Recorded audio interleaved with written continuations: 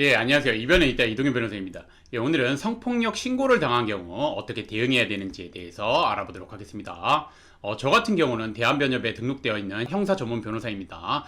그리고 이제 형사사건 중에서 성범죄 사건, 마약 사건을 주로 많이 다루고 있습니다. 특히 성범죄 관련해가지고는 여러 기관이나 기구의 자문이나 고문으로 역할을 하고 있습니다.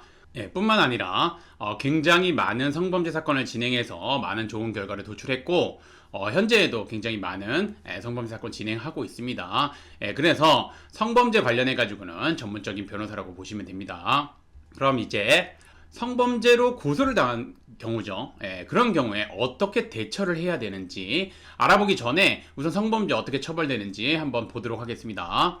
성범죄 같은 경우는 피해자의 연령에 따라서 처벌되는 규정이나 처벌되는 수위가 좀 달라집니다. 대표적인 유형이 강간죄죠. 강간죄는 피해자의 나이에 따라서 적용되는 법과 처벌 수위가 달라집니다. 그래서 피해자가 성인인 경우에는 형법이 적용됩니다. 그래서 3년 이상의 유기징역 처하도록 규정되어 있고, 피해자가 13세 미만인 경우에는 성폭력 범죄의 처벌 등에 관한 특례법, 즉 성폭법이 적용돼서 무기 또는 10년 이상의 징역에 처하도록 규정하고 있습니다. 굉장히 세죠. 그 다음에 피해자가 13세 이상 19세 미만인 경우에는 아청법이 적용됩니다. 그래서 무기 또는 5년 이상의 징역에 처하도록 규정하고 있습니다. 그리고 제가 한 가지만 더 말씀드리면 최근이죠. 최근 몇 년 전인데 법률이 개정돼 가지고 미성년자 의제 강간이라고 하죠. 여러분들이 알고 있는 미성년자 의제 강간 같은 경우는 서로 합의된 상황에서 성관계를 하더라도 처벌받는 규정이죠.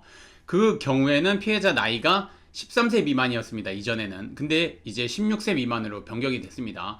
그래서 16세 미만의 자와 그냥 성관계를 하는 것 자체가 미성년자 의제 강간, 그 죄가 적용이 되고, 그 다음에 폭행 협박을 행사한 경우에는 지금 제가 말씀드린 것처럼 이 처벌 규정이 적용되는 겁니다. 나이에 따라서.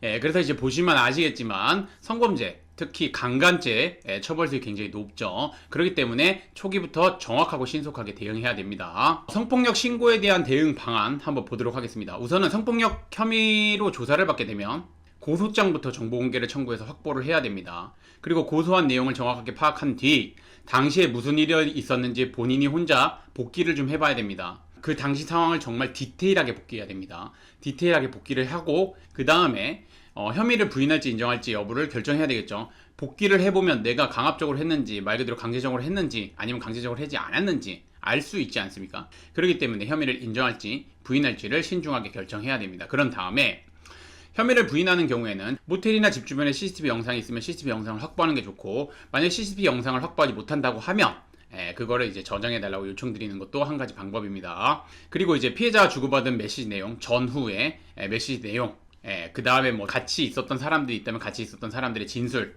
객관적인 증거를 확보해야 되고, 이런 자료를 바탕으로 해가지고 서로 합의하에 성관계를 했을 뿐 폭행이나 협박이 없었다는 점을 법률적으로 논리 있게 설명을 해야 됩니다. 특히나 요즘 이제 이 강간죄로 고소를 당했다면서 억울함을 호소하면서 이제 저한테 연락 오시는 분들이 많은데, 보통 이제 연락이 오면 고소장 정보공개를 청구하고, 고소장 정보공개 청구받은 내용을 바탕으로 해가지고 이제 클라이언트한테 보내드리고, 그 다음에 경위서를 작성해달라고 말씀드립니다. 당시 있었던 걸 최대한 디테일하게. 그래서 그 내용을 받고 그걸 바탕으로 해가지고 제가 의견서를 작성합니다. 당연히 법률적인 내용이 들어가 있죠. 그리고 그거를 이제 제가 논리적으로 풀어나갑니다. 그래서 그런 의견서를 미리 제출해 놓고 조사를 받거나, 아니면은 조사를 받고 나온 다음에 거의 저 같은 경우는 바로 다음날이나 다다음날 최대한 빨리 제출합니다. 그래야지 이제 수사관님들도 빨리빨리 진행할 수 있기 때문에. 그렇게 해서 제가 요즘 최근에 굉장히 많은 무혐의를 받고 있습니다.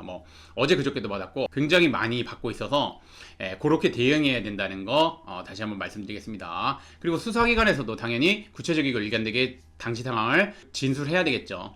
그렇기 때문에 저와 만약에 사건을 진행하게 되면 저 같은 경우는 의견서를 바탕으로 해가지고 이제 클라이언트분한테 수사기관에서 물어볼 만한 질문들에 대해서 말 그대로 질문을 드리고 답변을 한번 들어봅니다. 그렇게 진술을 좀 맞춰보고 들어가기 때문에 보통은 조사 직전에 하는 게 제일 효율적이기 때문에 제가 조사 직전에 한 2시간 정도 일찍 오라고 말씀드리고 저랑 얘기를 다 나눈 다음에 들어가서 편안하게 진술할 수 있습니다. 그리고 제가 옆에서 어차피 같이 있기 때문에 좀 벗어난 진술을 하거나 그러면은 제가 이제 바로 잡아 드리니까 그렇게 좀 구체적이고 일관되게 진술해야 된다는 거 말씀드리겠습니다. 그다음에 혐의를 인정하는 경우에는 피해자와 합의하는 것이 매우 중요합니다. 다만 직접적인 접촉은 2차 피해가 발생할 수 있어서 변호인을 통해서 합의하는 게 바람직합니다. 이후에는 뭐 반성문이나 탄원서, 정식과 진료 내역서 이런 양형 자료를 바탕으로 반성하고 있고 재범위험 없고 수사에 적극적으로 임했다는 거 적극적으로 어필해야 됩니다. 그리고 반성문 한두 번 쓰는 거 아닙니다. 여러 차례 쓰는 겁니다. 탄원서도 여러 번 받아주셔야 되고 정식과 진료도 꾸준하게 받으셔야 됩니다. 변호사님들 중에서 뭐 한두 번 쓰면 된다 이렇게 하시는 분들도 있고 그런데 다 타당하지 않습니다. 반성문은 여러 차례 쓰는 게 좋습니다. 그리고 이제 뭐 피해자랑 합의가 안 되면 어떻게 하나요? 라고 하는데 이제 합의가 안 되는 경우에는 이제 우선 검찰 단계에 있을 때는 이제 형사 조정을 요청드리고 이제 재판에 넘어가면 공탁 제도를 이용해 가지고 공탁을 거는 방법도 있습니다. 그래서 그렇게 진행해 보시면 될 것 같고 저랑 진행하면 당연히 그런 가이드를 다 잡아 드립니다. 그러니까 걱정 안 하셔도 되고요. 그래서 지금 보시면 아시겠지만 성범죄 적극적으로 좀 대응해야 된다는 거 다시 한번 말씀드리면서 좀 정리를 해보면 아까 말씀드린 것처럼 성범죄 굉장히 처벌수위 높죠. 자칫 잘못하면 징역형이 선고될 가능성이 굉장히 높습니다. 징역형이 선고될 가능성이 굉장히 높기 때문에 초기부터 적극적으로 대응해야 되고 특히나 혐의를 부인하는 경우에는 여러 객관적인 자료를 바탕으로 그리고 당시 상황을 복기해가지고 디테일한 기억을 되살려가지고 이제 그걸 바탕으로 해가지고 진술도 구체적이고 일관되게 해야 되고 법률적인 의견서를 제출해야 되는 겁니다. 그리고 혐의를 부인하는 즉 우리 주장을 입증할 수 있는 여러 직간접적인 자료를 확보해야 되기 때문에 이거 혼자서 대응하기에는 굉장히 어려움이 있습니다. 그리고 특히나 수사기관 같은 경우는 혐의를 최대한 인정시키려고 합니다. 그리고 피해자의 진술에 더욱 무게를 두고 판단하기 때문에 초기부터 적극적으로 대응하기 위해서 변호사님이랑 함께 대응할 필요가 있다는 거 다시 한번 말씀드리겠습니다. 그리고 혐의를 인정하는 경우에도 어떻게 대응하느냐에 따라서 결과가 좀 달라집니다. 그래서 솔직히 말씀드리면 뭐 폭행 사건으로 왔다. 그럼 서로 그냥 합의하고 변호사 비용 사용하지 마시고 감정적으로 대응하지 마시고 서로 합의하시고 정리하세요 라고 말씀을 드리는데 성범죄는 그런 죄가 아니고 성범죄는 아까 말씀드린 것처럼 혐의 인정되면 처벌수위 굉장히 높습니다. 그렇기 때문에 적극적 대응해야 되고 그 적극적 대응을 하기 위해서 진술 방향을 변호사님이 잡아주실 겁니다. 아마 전문적인 변호사님이시라면 저 같은 그래서 이제 그렇게 체계적인 대응을 해야 된다는 거 다시 한번 말씀드리면서 그럼 성범죄에 휘말렸을 때 어떤 변호사님을 선임해야 되는지에 대해서 알아보도록 하겠습니다. 성범죄 관련해 가지고 변호사를 선임하실 때는 성범죄 관련 전문 변호사님 그리고 이제 대한변협에 등록되어 있는 형사 전문 변호사님 그리고 성범죄 사건을 많이 다뤄보고 그 다뤄본 결과에서 많은 좋은 결과를 도출해낸 변호사님을 선임하시는 게 맞습니다. 그리고 무엇보다 중요한 건 변호사님이 직접 의뢰인분과 소통을 하고 상담하신 변호사님이랑 사건을 담당하시는 변호사님이 동일한 변호사님을 선임하시는 게 맞습니다.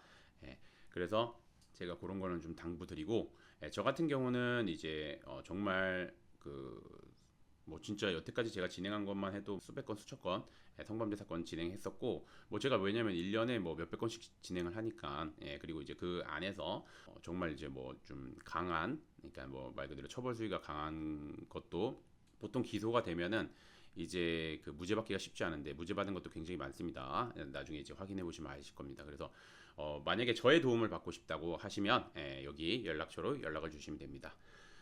오늘의 주제는 여기까지 마치겠고 저는 이변은 있다의 이동현 변호사였습니다. 감사합니다.